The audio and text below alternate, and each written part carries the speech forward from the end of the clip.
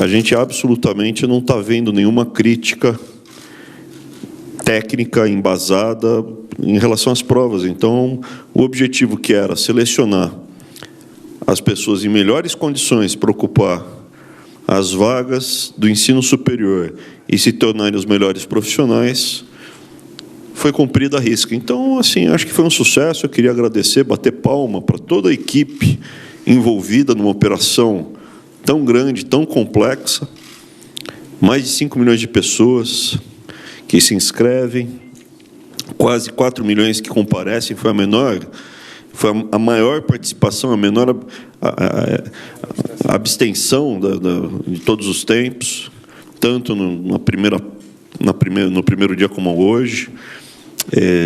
Eu acho que a gente teve um sucesso muito grande, uma equipe que não vazou, não teve vazamento, nada, foi tudo assim. Eu tenho muita honra, mostrou um profissionalismo, uma dedicação, quase 500 mil pessoas envolvidas. Isso é importante, porque de tempos em tempos existe uma tentativa de quebrar a autoestima do brasileiro.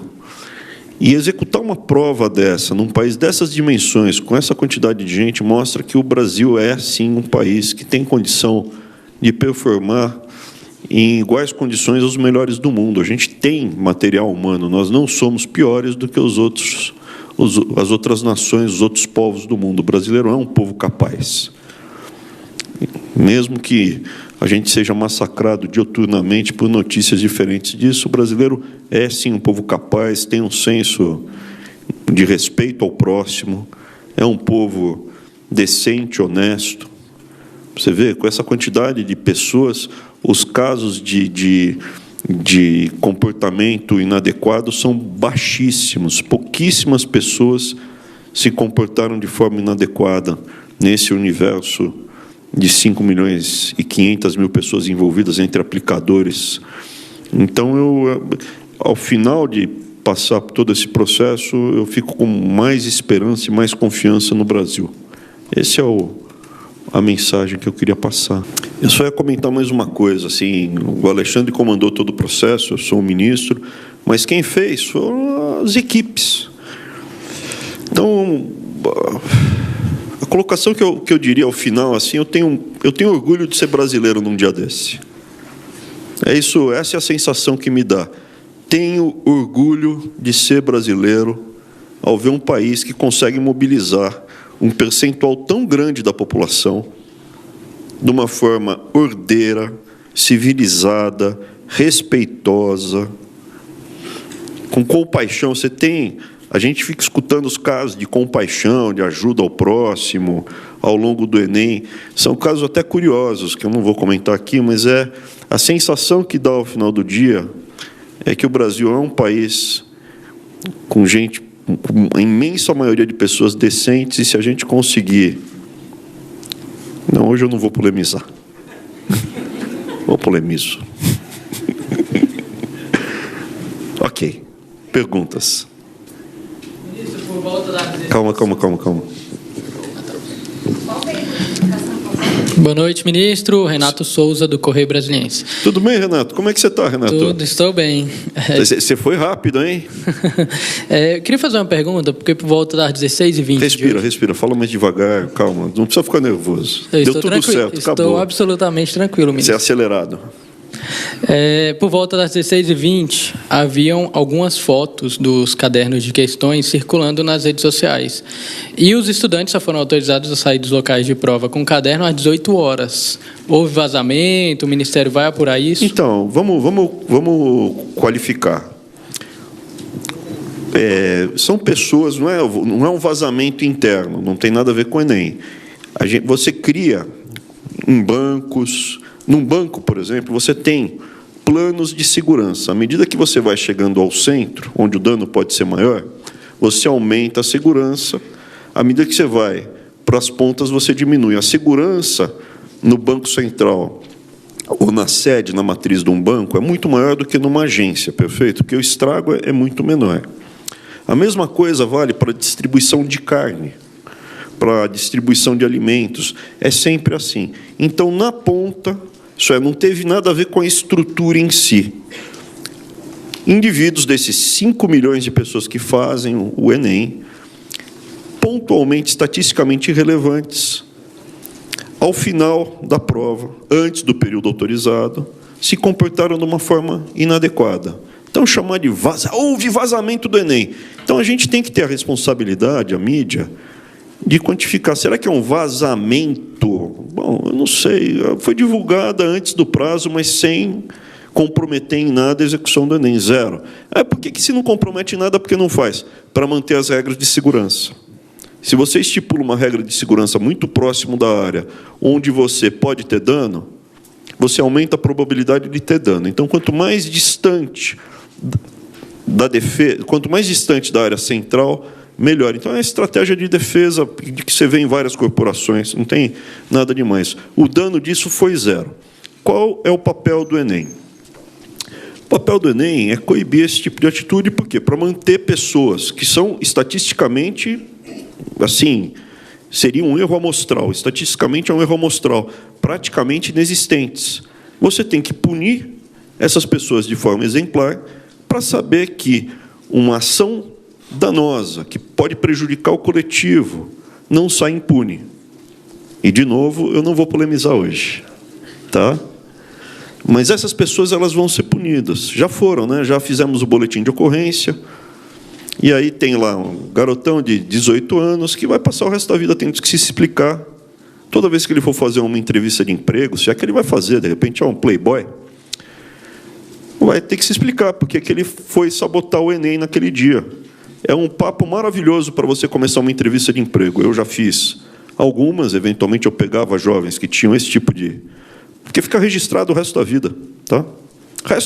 O resto da vida, essa pessoa, que é maior de idade, adulto, responsável pelos seus atos, vai ter que se explicar por que ele cometeu um ato lesivo ao coletivo de forma gratuita. Pronto. Vai ser preso? Não. A gente não consegue nem prender ladrão contumaz, né? Manter preso um ladrão contumaz. Não vou polemizar. Ministro, Marcelo Corrêa, do Jornal Fala, Marcelo, tudo jóia? Tudo certo. Você é de onde mesmo, Marcelo? Jornal Globo. Tudo bem? Poxa, Tudo certo. Tá bom, vai lá. Mas eu sou gente boa, ministro. É o seguinte, a respeito, só para confirmar esse ponto que o senhor falou, que seria um adulto de 18 anos, isso já é em relação à pessoa que tirou a foto da prova de hoje? Vocês já identificaram quem? Já está com o boletim de ocorrência feito. Vocês já identificaram quem? Já quem repassou pegou a foto de hoje? Já está com o boletim de ocorrência. E foi um candidato? Não foi um só, teve mais casos aí. A gente faz boletim de ocorrência, veja. É importante ter em mente. O MEC é um ministério envolvido com ensino, pesquisa. A gente identifica o problema, documenta e passa para as autoridades competentes, Ministério Público, Polícia, CGU, etc. Como foi o caso das pessoas aí, sim, faziam parte da estrutura lá na ponta, aplicadoras, no primeiro dia, que fizeram aquela sabotagem para gerar um mal-estar para toda a população. Foram identificadas, localizamos elas, e agora elas vão passar dias maravilhosos, tendo que já estão conversando com a Polícia Federal, está maravilhosa, o papo maravilhoso, conversa maravilhosa. Aparentemente são militantes, aí a gente vai descobrir, tá bom? A minha outra dúvida em relação à da semana passada. Você gostou? Tem uma colega lá que adorou, né? Ficou já fica, desculpa, Marcelo. Só uma dúvida em relação à da semana passada. Pois não. A Polícia Federal mencionou 2 aplicadoras de Fortaleza que estariam sendo identificadas. Sim. No seu pronunciamento, eu errei. Ontem, o senhor mencionou um candidato, só para esclarecer. Não, calma, desculpa. Um candidato teria sido eliminado? São 2 coisas diferentes. Veja, hoje não foi um único episódio. Imagina o seguinte, estatisticamente, você fala que a população esquizofrênica, com algum grau de esquizofrenia, é alguma coisa como de 2% a 3% da população. 5 milhões, né? Tem de tudo. Qualquer atividade que mexa com um varejo público grande, você se depara com pessoas que reagem mal. Então, teve uma pessoa que pegou a prova e saiu com a prova correndo debaixo do braço, tem gente que começa a gritar no meio da prova, tem de tudo. No domingo passado, teve um homem adulto, eu não chamo de criança, não chamo de garoto, porque mais de 18 anos é homem adulto, que ao final da prova fez uma gracinha lá, pegou um vídeo, fez um filmezinho, estava prestando para medicina, mas hoje ele nem apareceu. Né, que a gente já vai responder, vai ficar com boletim de ocorrência, vai gastar um dinheiro com advogado. Né, aparentemente é playboy, papaizinho dele vai tentar tirar esse problema da vida dele, mas é playboyzinho. Tá? Então, tinha um caso, isso foi no Sudeste, e teve o caso, aí sim, mais grave porque são pessoas adultas recebendo para fazer a prova, planejaram essa ação, foi planejado, foi pensado, assim, não foi um ato assim, não foi piada, não foi gracinha, foi sabotagem mesmo, né? Agora, a polícia vai cuidar disso, não sou eu que cuido disso, né? Mas, aparentemente, eu diria que foi para causar um mal-estar para a sociedade e desacreditar esse trabalho lindo que foi feito, né? Pô, são 5 milhões de famílias envolvidas no Enem, porque cada um tem uma família.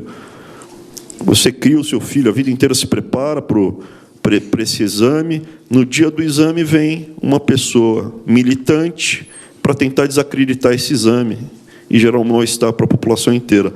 500 mil pessoas trabalhando seriamente o ano todo para fazer o Enem, vem uma militante para fazer trapizomba. Tá? Então é isso. Quem cuida disso? Ministério Público, Polícia Federal, Judiciário, não é o MEC. Eu não sou o Eliot Ness.